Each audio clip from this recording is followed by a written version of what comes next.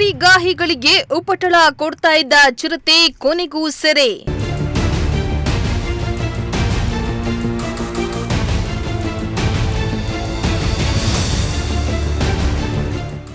ಬೋನಿಗೆ ಬಿತ್ತು ಹಲವು ಗ್ರಾಮಗಳ ಜನರ ನಿದ್ದೆ ಕೆಡಿಸಿದ ಚಿರತೆ.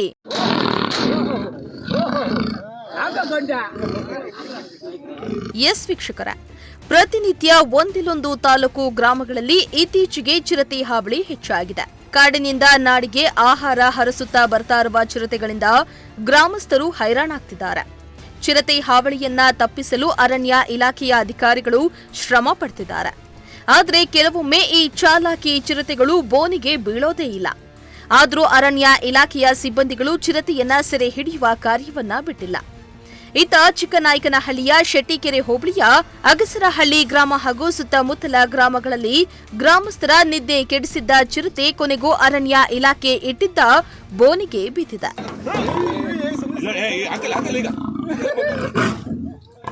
ಹೌದು, ಹಲವು ದಿನಗಳಿಂದ ಅಗಸರಹಳ್ಳಿ ಗ್ರಾಮ ಮತ್ತು ಸುತ್ತಮುತ್ತಲ ಗ್ರಾಮಗಳಲ್ಲಿ ಚಿರತೆ ಹಾವಳಿ ಹೆಚ್ಚಾಗಿತ್ತು. ಪ್ರತಿನಿತ್ಯ ಕುರಿಗಾಹಿಗಳು ಕುರಿಗಳನ್ನ ಹಿಡಿದುಕೊಂಡು ಮೇಯಿಸಲು ಹೋದಾಗ ಚಿರತೆ ದಾಳಿಯನ್ನ ನಡೆಸಿ ಕುರಿ ಮತ್ತು ಮೇಕೆಗಳನ್ನ ಹೊತ್ತು ಹೋಗ್ತಾ ಇತ್ತು.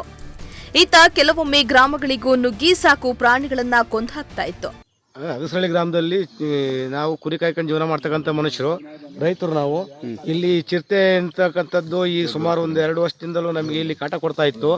ಈಗ ಹೋದ ಬಾರಿ ಇದೇ ಜಾಗದಲ್ಲಿ ಒಂದು ಬೋನನ್ನ ಅಧಿಕಾರಿಗಳು, ಅರಣ್ಯ ಅಧಿಕಾರಿಗಳು ಗಮನಕ್ಕೆ ತಂದು ಒಂದು ಬೋನನ್ನ ತಂದು ಕೊಡ್ಬೇಕು ಅಂತ ಹೇಳಿ ಕೇಳಿದ್ವು. ಅವಾಗ ಹೋಗಿ ಅವ್ರು ಹೇಳಿದಾಗ ನಾವೇ ಹೋಗಿ ತುಂಬಿಕೆ ಬಂದು ಅಲ್ಲೇ ನಮ್ಮ ಅಗಸರಹಳ್ಳಿ ಗ್ರಾಮದಲ್ಲಿ ಇಟ್ಟಿದ್ದು. ಹೋದ ವರ್ಷ ಒಂದು ನಮ್ಮ ಊರಲ್ಲಿ ಬೋನಿಗೆ ಬಿದ್ದಿತ್ತು ಚಿರತೆ. ಈ ವರ್ಷಲೂ ಕೂಡ ನಮಗೆ ಪದೇ ಪದೇ ಇದೇ ಥರ ಇನ್ನೊಂದು ಚಿರತೆ ಕಾಟ ಕೊಡ್ತಾ ಇತ್ತು.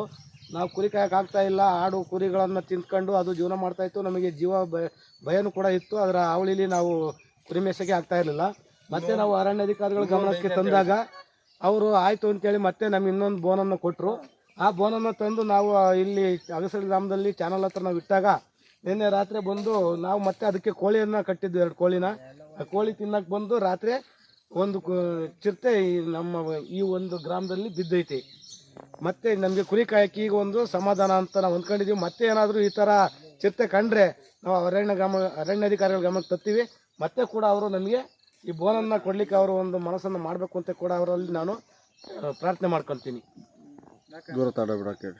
ಮತ್ತೆ ಇದನ್ನು ಇಲ್ಲಿ ನಮ್ಮ ಅರಣ್ಯಾಧಿಕಾರಿಗಳ ಅವರಲ್ಲಿ ಮನವಿ ಏನಂದರೆ, ಇವರು ಮತ್ತೆ ಹತ್ರದಲ್ಲೇ ಎಲ್ಲೂ ಇದನ್ನು ಬಿಡದಲ್ಲೇ ಚಿರತೆನ ಎಲ್ಲಾರ ಒಂದು ದೂರ ಅರಣ್ಯ ಪ್ರದೇಶಕ್ಕೆ ಬಿಟ್ಟರೆ ತುಂಬ ಅನುಕೂಲ ಆಗುತ್ತೆ. ಆ ಥರ ತಾಂಡ ದೂರ ಬಿಟ್ಟರೆ ನಮಗೂ ಸಮಾಧಾನ ಅಂತೇಳಿ ಅವರಲ್ಲಿ ನಾನು ಮತ್ತೆ ಮನವಿಯನ್ನು ಮಾಡ್ಕೊತೀನಿ. ಇದಕ್ಕೆ ಬೇಸತ್ತ ಗ್ರಾಮಸ್ಥರು ಮತ್ತು ಕುರಿಗಾಹಿಗಳು ಅರಣ್ಯ ಇಲಾಖೆಗೆ ಚಿರತೆ ಸೆರೆ ಹಿಡಿಯುವಂತೆ ಮನವಿಯನ್ನ ಮಾಡಿದ್ರು. ಗ್ರಾಮಸ್ಥರ ಮನವಿಗೆ ಎಚ್ಚೆತ್ತ ಅರಣ್ಯ ಇಲಾಖೆಯ ಅಧಿಕಾರಿಗಳು ಅಗಸರಹಳ್ಳಿ ಗ್ರಾಮದಲ್ಲಿ ಬೋನನ್ನ ಇರಿಸಿದ್ರು. ಬೋನಿಗೆ ಕೋಳಿಯೊಂದನ್ನ ಇಟ್ಟು ರಾತ್ರಿ ಪೂರ್ತಿ ಪಹರೆ ಮಾಡಿದ್ರು. ಕೊನೆಗೂ ಕೋಳಿಯನ್ನ ತಿನ್ನಲು ಬಂದ ಚಿರತೆ ಬೋನಿಗೆ ಬಿದ್ದಿದೆ. ಬೋನಿಗೆ ಬಿದ್ದಿದ್ದ ಚಿರತೆಯನ್ನ ನೋಡಲು ಸುತ್ತಮುತ್ತಲ ಗ್ರಾಮಸ್ಥರು ಸೇರಿದ್ರು.